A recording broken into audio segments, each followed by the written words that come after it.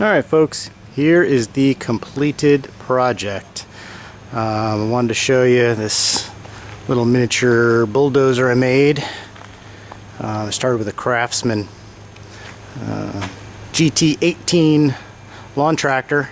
It is a pretty long video, so I figured I would show you the end result first to entice you to watch the whole thing. And I was just out in the woods pushing some logs around and stuff like that. So it works. I just finished it completely today. I got a 6-way blade on it that I fabbed up. It's got electric lift mechanism. The other two adjustments, side to side, and the tilt are manual. Got hydraulic actuated disc brakes for steering. Got a nice seat from Tractor Supply. Got a couple handles, 2 individual handles for steering, differential brake steering,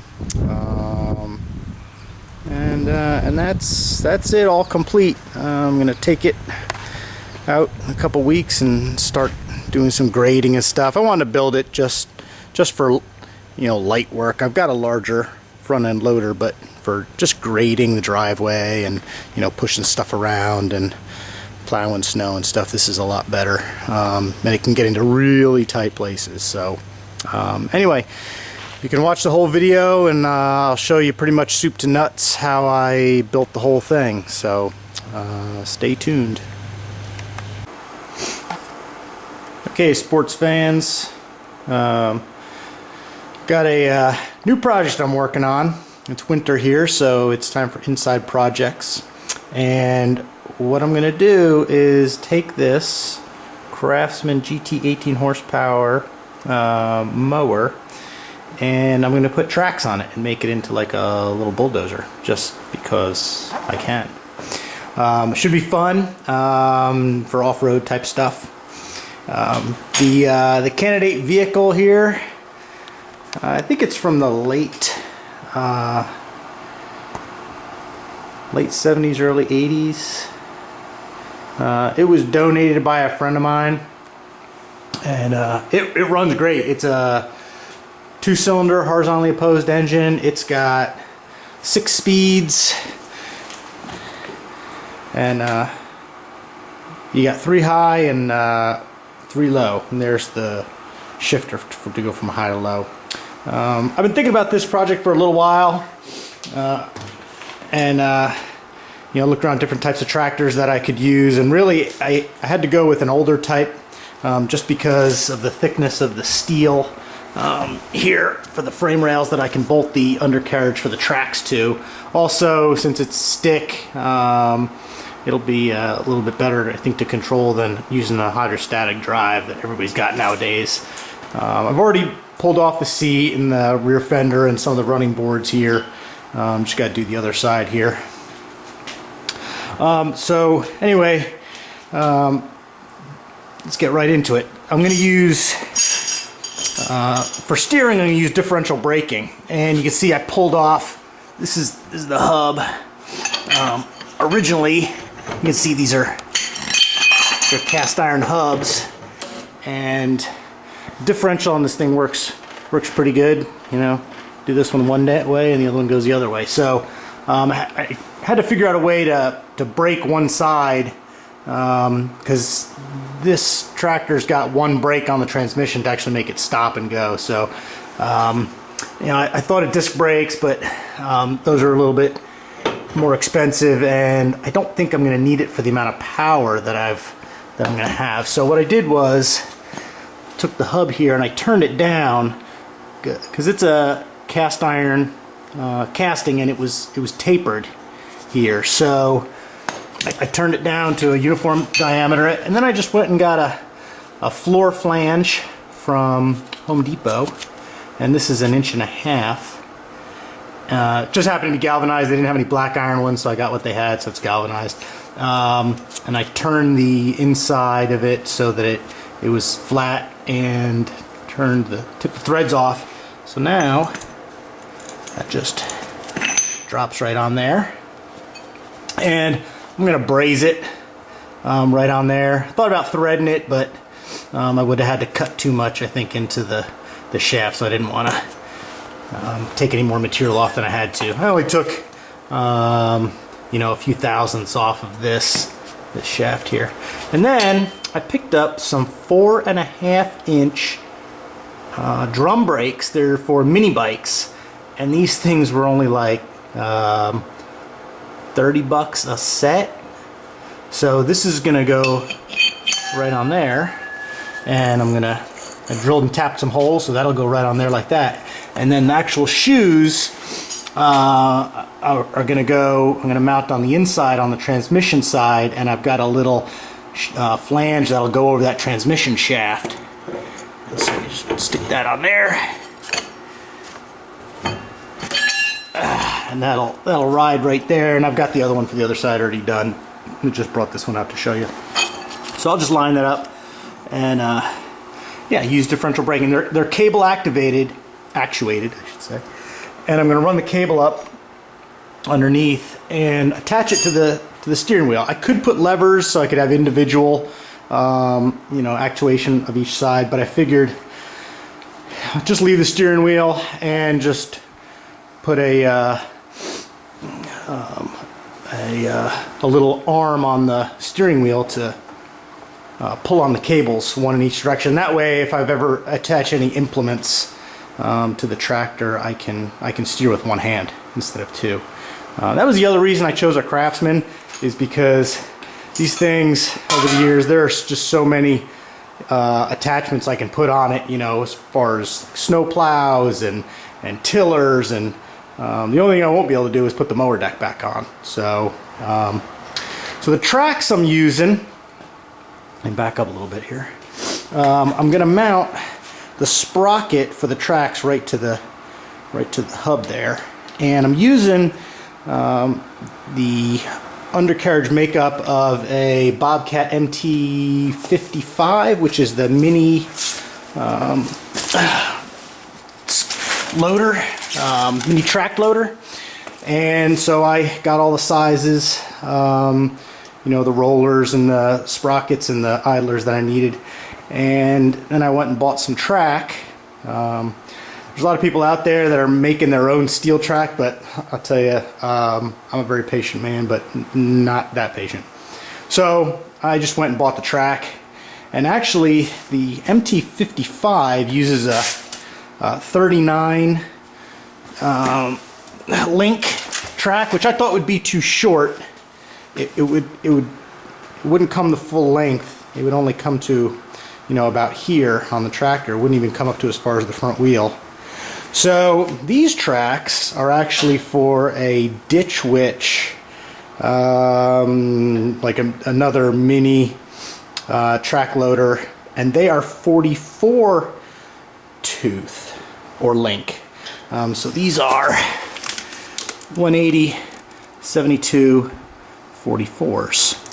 So 180 millimeter wide, 72 millimeters between the teeth, and 44 length. So that'll get me 10 more inches of track than the 39 length. So anyway, they weren't cheap, but these are pretty good track. There were cheaper ones online. These were about 400 bucks for the pair, and they're brand new.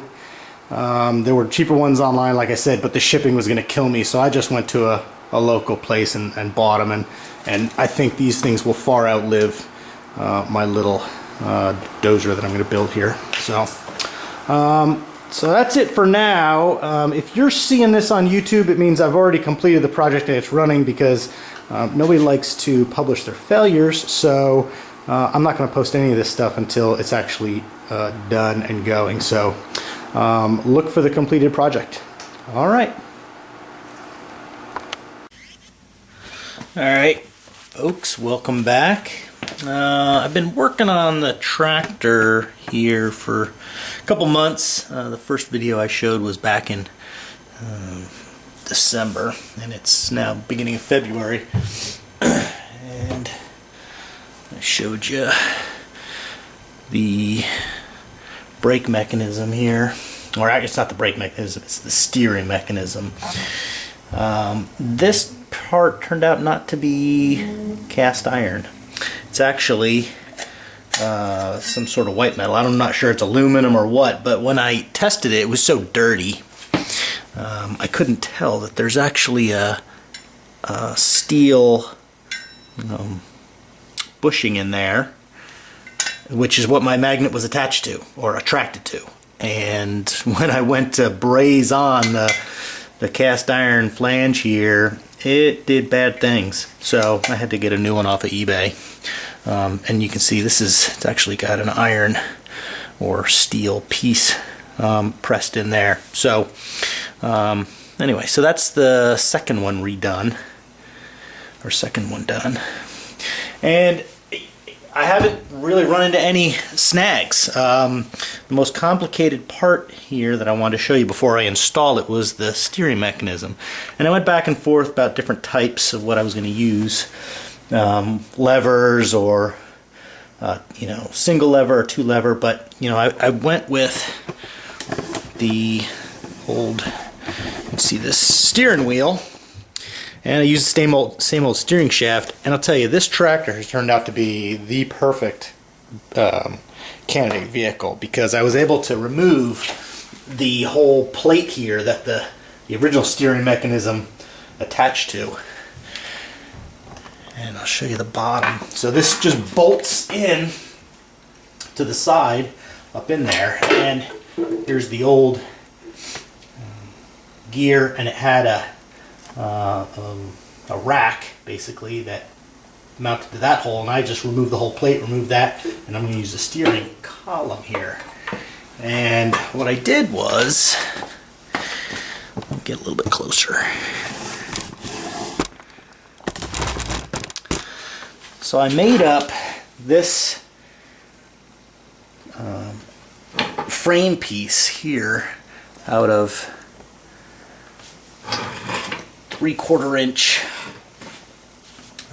steel tube. Straight piece here, and then two angled pieces.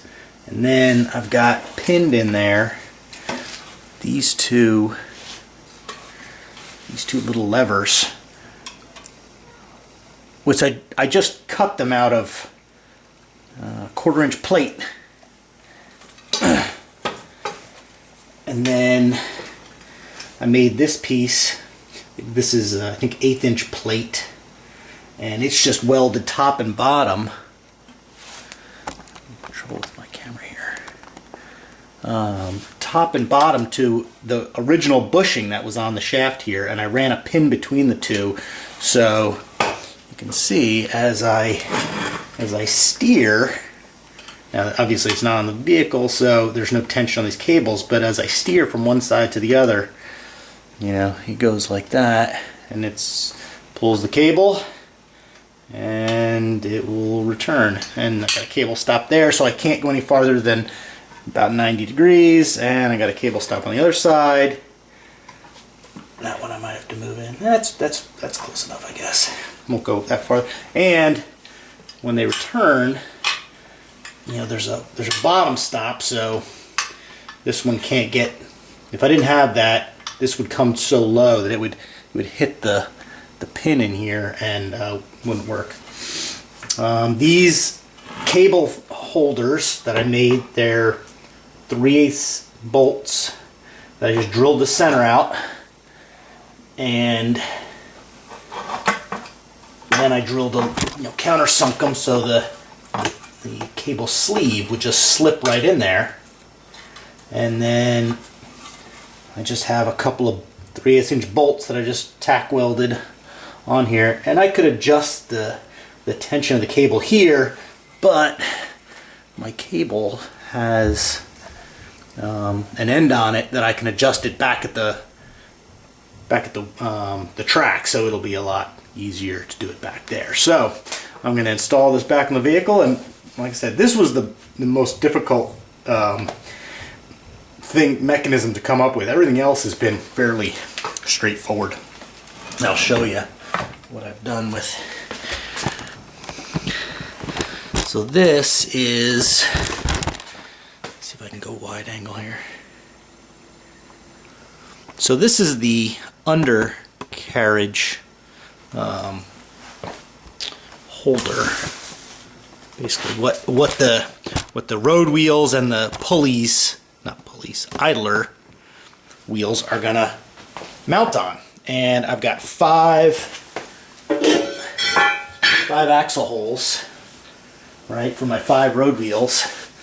And then on the front here, I'm gonna have the front idler mounted a little bit higher so that I can negotiate some higher obstacles with that. And this is it's just 5-inch square tube. I bought 10 feet of it, and bottom part here is about 40 inches, and then I needed about 10 on top here. And I've got the top part here drilled and tapped with 8 holes. I got 4 holes in my frame here, so I can adjust depending on the track length. I can adjust forward and backward. And as far as a tensioning mechanism goes, I'll show you that. So on the bottom, I cut the bottom off of the square tube.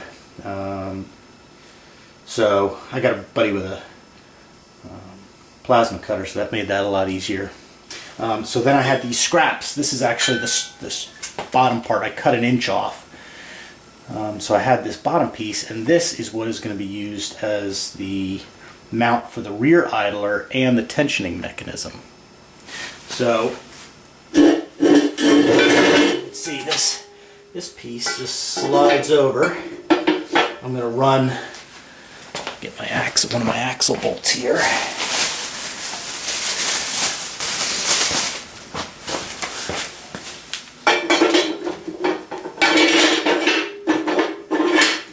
Okay, so I got one on each side,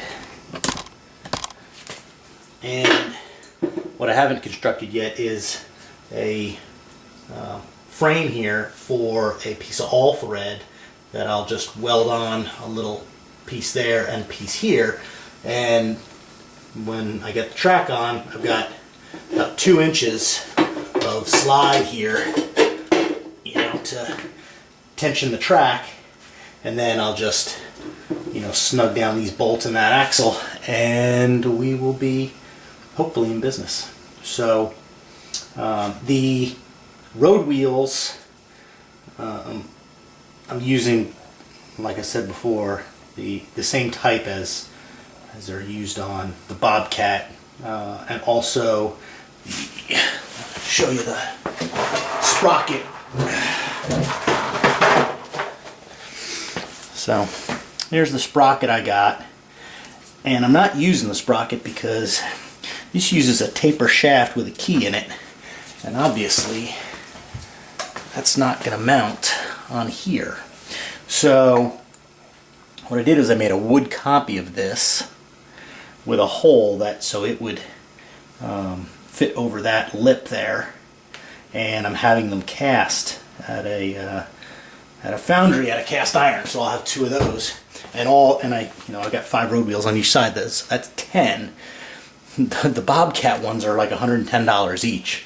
So that would have been over $1,000 just for road wheels. Not gonna do that. So I'm just having them cast, copies cast for this. So hopefully those will be ready in a few weeks, and I'll be able to go pick them up and then basically put it all together. The steering mechanism was really the hardest part, and now I can just go bolt that up and wait for my parts to get back from the foundry. And the next time I'll show you, it'll be when I'm bolting this together. So, all right, see you then. All right, welcome back. It has been a couple months since I dropped off my parts at the foundry. You can see here, these are my idlers 4 idlers. I got 10 rollers or road wheels and 2 sprockets. And I took them to a foundry up in Lancaster, and they made them out of cast iron, so they are pretty heavy. There's about, these parts weigh about 200 pounds, and then I had some brackets made too that are gonna hold the undercarriage there. I got turned over so I could fit my rollers. So these are right out of the castings. You can see they're a little bit rough, but overall pretty good. And this one I cleaned up on the lathe, so that's what I'm gonna do to that sprocket too. And then all the road wheels or the rollers, I'm not sure how much I'm gonna clean those up. I need to clean up the faces here and bore the holes for the axles and the bushings. We'll see how good these rollers are as far as being on center, but they look pretty good. But I wanted to give you an idea of what they look like coming out of the, straight from the castings. These rollers, these are 15 pounds each, or 14 and a half. You can see right there, 14 and a half. These are 13 and a half, 13 and a quarter, sorry. Sprockets are 7.5 pounds, so I'm going to be adding quite a bit of weight to the bottom of this tractor, so it should stay down. But yeah, so I wanted to show you that before I got too far into it. Clean it up. The iron seems to clean up pretty good on the lathe. Just getting centered up to begin with is a little bit difficult because you can see, there's a lot of it's not particularly straight through. You look at it, it's off center a little bit, so it wobbles. But we're not making a Formula 1 car here, so it's not that critical. When I chucked it up on the lathe and started spinning it, I was going 360 RPM, so and it looked pretty good at that speed. And then the tractor obviously is not going to be turning these sprockets that fast, so not worried. I don't know how much of inside between the teeth here I need to clean up. They ground them a little bit when they took them out of the mold, but yeah, we'll see. But that fits right on.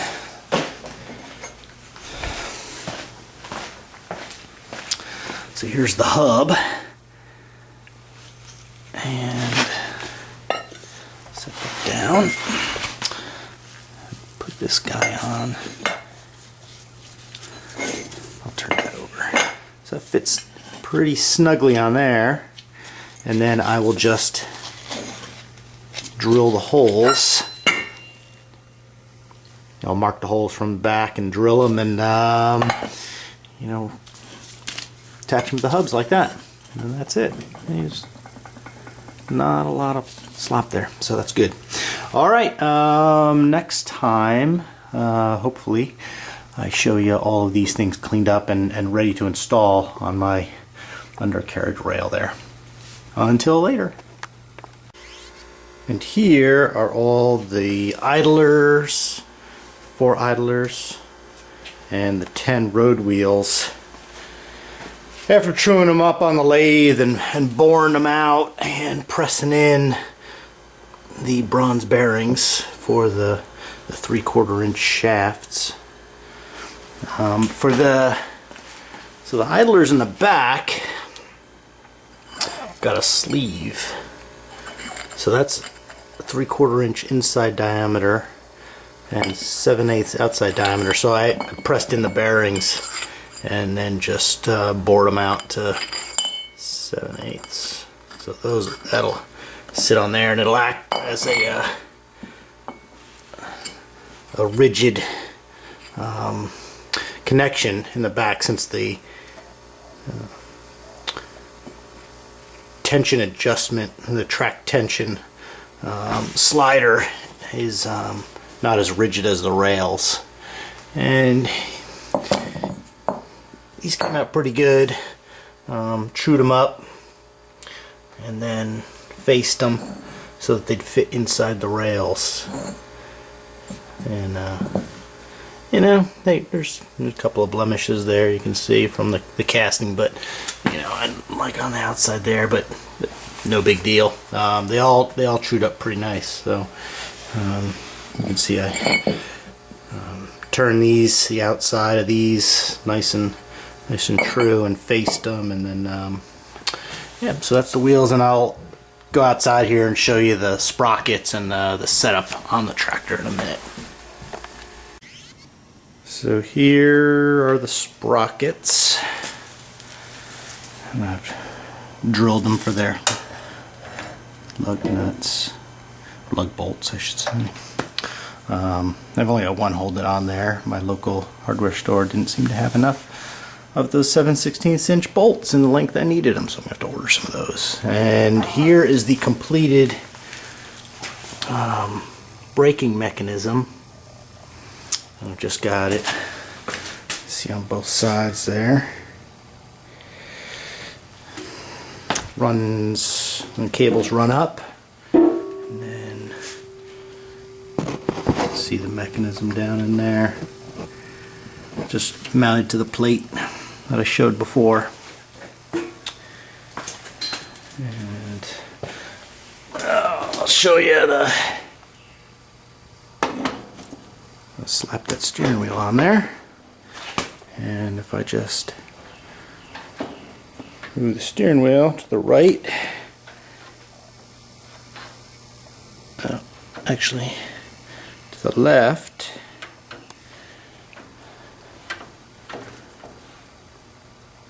left brake goes,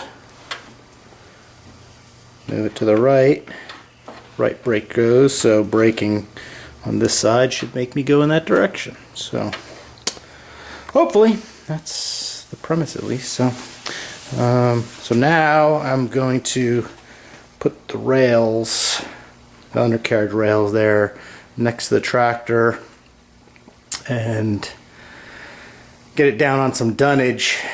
And I've got all these brackets here cast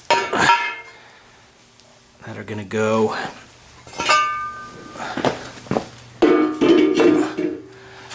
basically like that between the tractor and the rails. I just gotta drill the holes and bolt them together, and then I'll be ready to put the tracks on.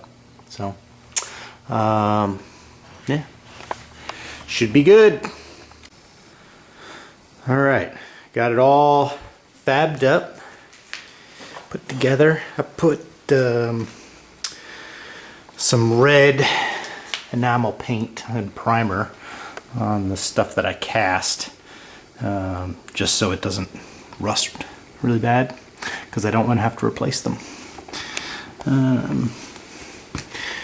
See my tensioning mechanism here. Looks like it's gonna work. Got one on each side, so should be able to get straight tension. Got my sprockets all bolted up. So these brackets here, I drilled and put a nut on the inside. Nuts and bolts. The ones down here I drilled and tapped because I didn't have clearance enough for the wheels down there. They'd be scraping on the bolts, and it was tough getting it all lined up and drilled and tapped, and then taking them off and getting them all back to line up a second time.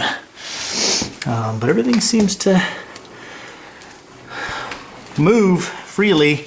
So now I got my track sitting over there, and I got it up on jack stands, and I'm gonna try and put the track on and see how it comes out. If it goes on there and I can tension it, then the next thing is to put the tank, and I probably have to modify the fender, and then see how it goes. All right, so next time you see it, hopefully we'll have the track on it. Okay, we are back, and I had it all together. You can see I got the tracks on this side. And tensioner mechanism worked great. I had a little bit of interference with the little center guides there on the inside of the hub. So what the center guides were coming around and they were hitting on the back side of the hub here. So I took the sprocket back down to the lathe, and I went in about 100 thousandths so that fits down in there, so we get the track to come a little bit closer in there. And I shaved a little bit off of the hub here. I also ordered one of the replacement hubs that they sell now that's all steel, which is a lot thinner here. Just in case this doesn't work out, I'll just go with the steel hub. But that would mean I'd have to change my flange here. So I got it all up and running, and I drove it out and tried to use the brakes, or tried to use the steering, and it just kept going straight. And what seemed to have happened was there's just too much friction on the tracks on the pavement, so it wouldn't steer. So I'm gonna have to go with some stronger brakes. I actually got it to turn once. I had to put so much torque on it on the little actuator here. I couldn't do it with the normal little like 2-inch actuator, so I took a steel bar here and put a square in the end. You can see how egged out that is, and I put it on there and drove it backwards, took it outside and yanked up on this thing and got it to turn. But when I did that, the little top piece here, which is peened into the back plate, just pulled right out. So those brakes are just not strong enough. So what I'm going with now is some disc brakes. I got these calipers on Amazon. They're for a Rhino 660 UTV, and I got the calipers, and the rotors are on the way, so I'll have to figure out how to mount the calipers up here, come up with some other little mounting bracket. And the rotors, hopefully I'll still be able to use this mounting plate here, which I got, and I might have to move it, but that's where we're at on that. And with using the hydraulic brakes, I can't use the steering wheel, so I took that out, and I'm going to use levers, and I'm going to mount them onto the little plate that usually goes right there. And so that's where we're at. So stay tuned for more. Okay, it's been about a week since I started on the disc brakes here, and I'm all done. You can see these are discs for whatchamacallit, Yamaha Rhino, and the calipers. And I fabbed up the bracket there.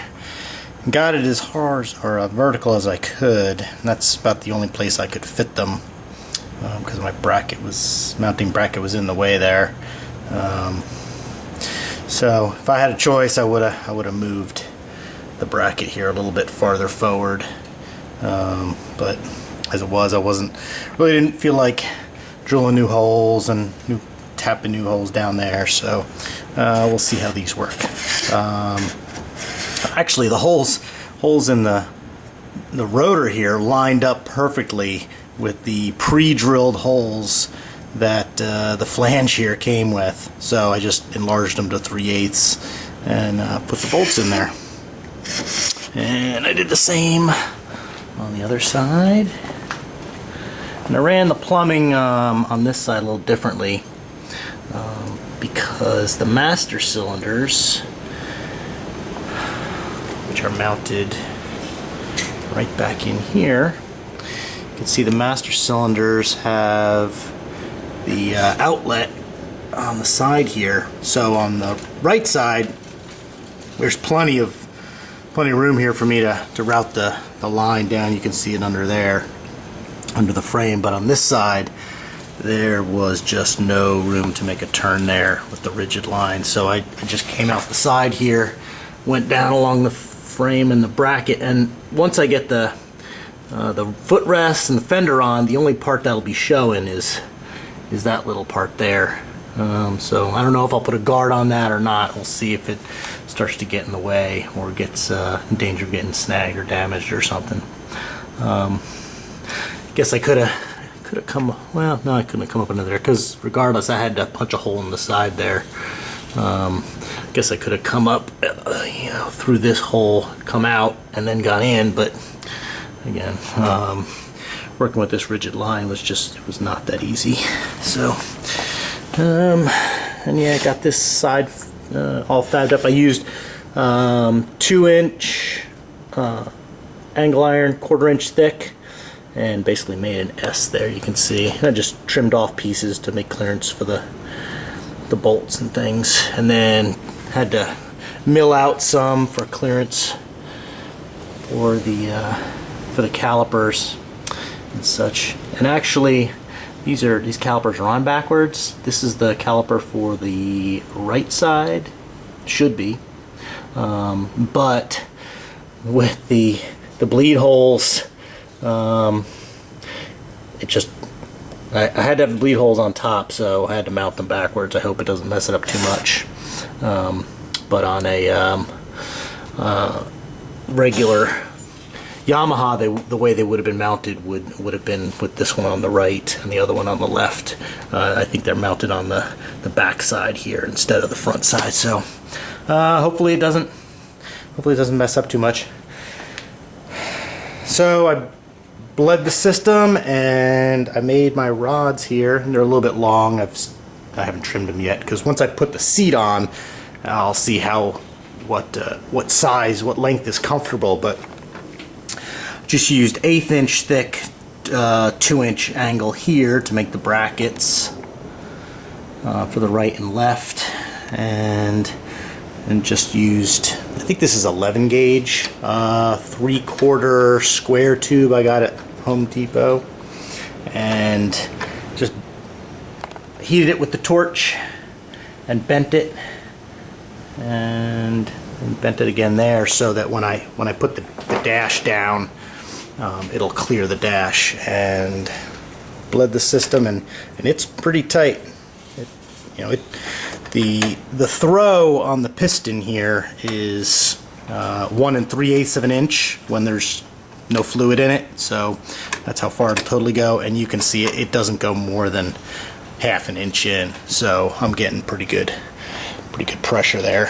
And I calculated with a 2-foot handle here, from the pivot point, I'll have a 50-to-1 ratio of force going to the calipers, based on the displacement, or the surface area of the caliper pistons. It's a double piston setup, and the master cylinders are 5/8. So, and they're Dorman. They're actually clutch cylinders, so they've only got one in and one out, so I could use those. I didn't need to plug up a regular brake master cylinder, any of the ports. So just a clutch. I got it off of Amazon. They were $20 each, and that is it. Got the line off of Amazon. Finding the proper fittings to match those up to the calipers, because these calipers are designed to use with banjo fittings, and I didn't, have I didn't want to go into fabricating banjo fittings with a rigid line and going through all that, so I actually had to get an adapter. You can see there's a brass adapter in there that goes from the 10mm 1.25 pitch to a regular 3/8 24 for a 3/16 rigid line, and then actually these Dorman master cylinders are metric as well, so but not the same size. That fitting in there is a 10 by 1 millimeter pitch, so yeah, nothing's easy. So anyway, all I got left now to do is put the tracks back on it and test it out. So that'll take me about 15-20 minutes. So we'll be back and pull it out on this beautiful day and see how it goes.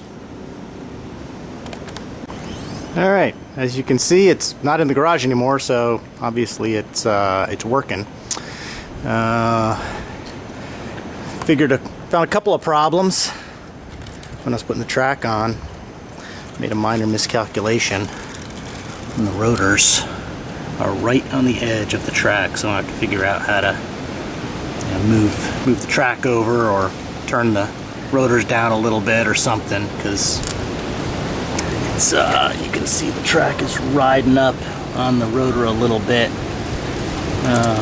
So I could probably take them off and turn them down a quarter inch or something, but it, you know, could be getting into those holes there, so that might be an issue. That really sucks. There's not a whole lot of shimming I can do as far as the sprockets or anything like that, because then they wouldn't be in line with the bottom. So I kind of screwed up on that. So have to think about that. But it does work, and I'll give you a little demo in low speed. So it's high and low range. In low range, in low gear, it's really difficult to turn. It's just got so much darn torque, especially at full throttle. But once you get up into the higher gears and faster speed, or you turn the throttle down, it's not too difficult. I'm just breaking the pads in, but this handle here, I bent it a little bit. I had to pull on it so hard the first couple times turning it, so I'm gonna have to weld in a little gusset there to reinforce that, so it doesn't bend again. But all right, I'll start it up and show you. It's pretty loud, so I wanted to do all my talking before I did the video.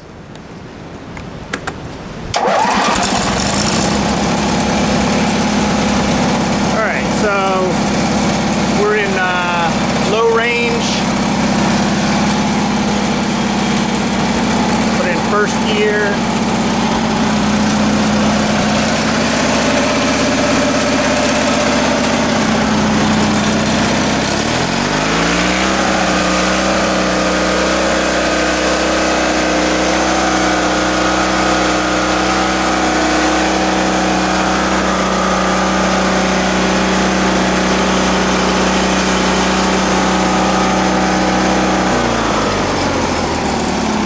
That's pretty slow. Go to the third gear. I can get it in there. There we go. Third gear in low range.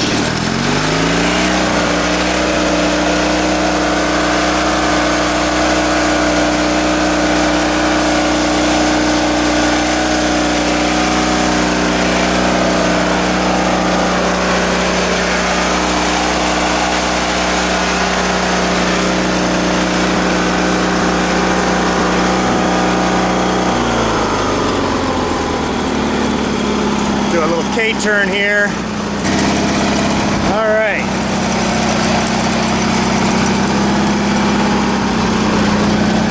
Put it into third gear and high range. It books pretty good.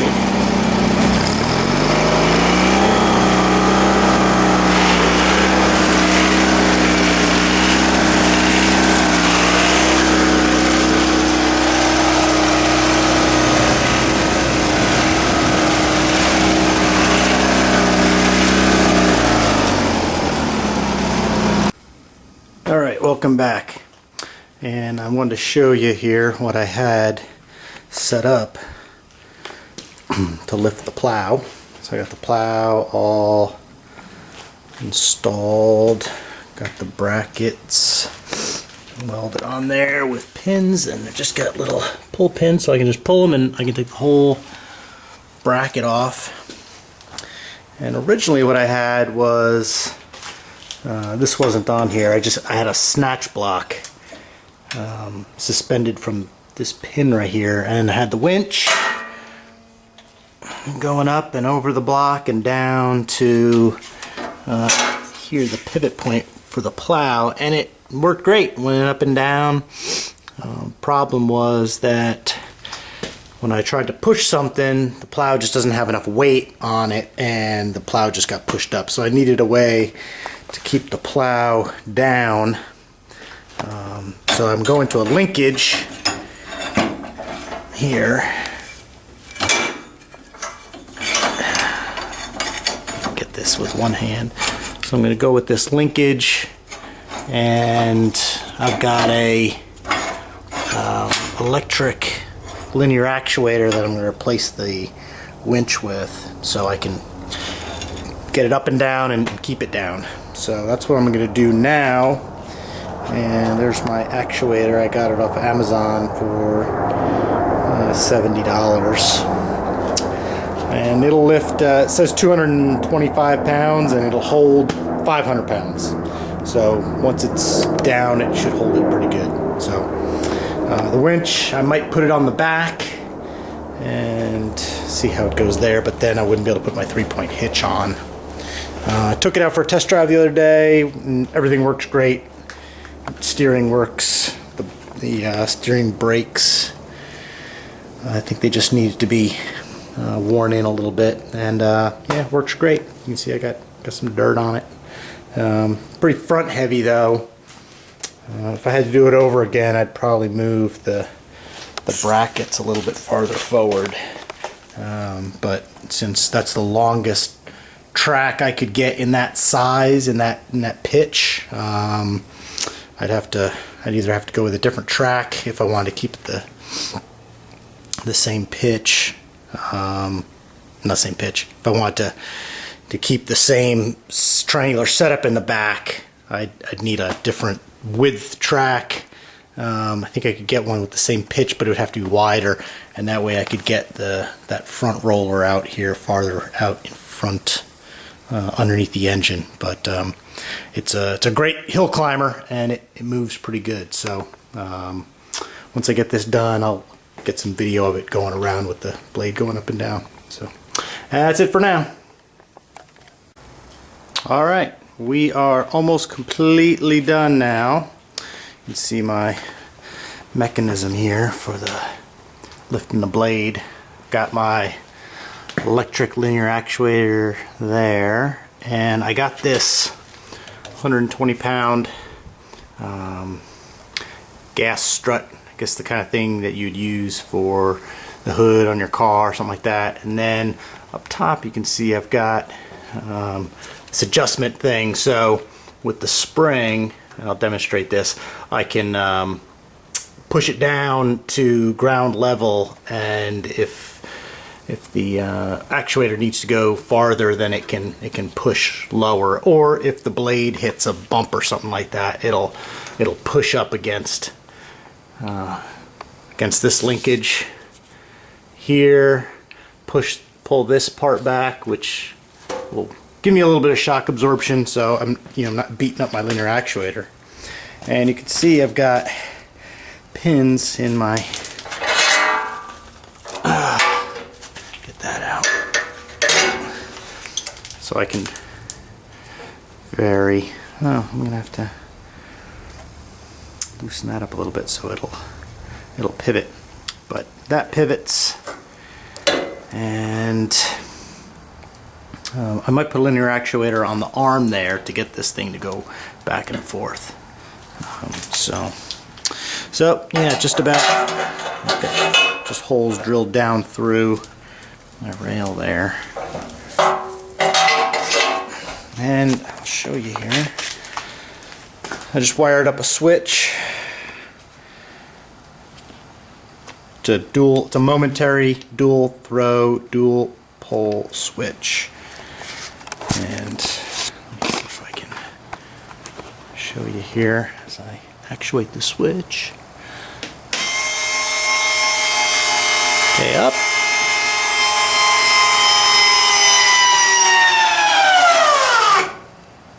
And down.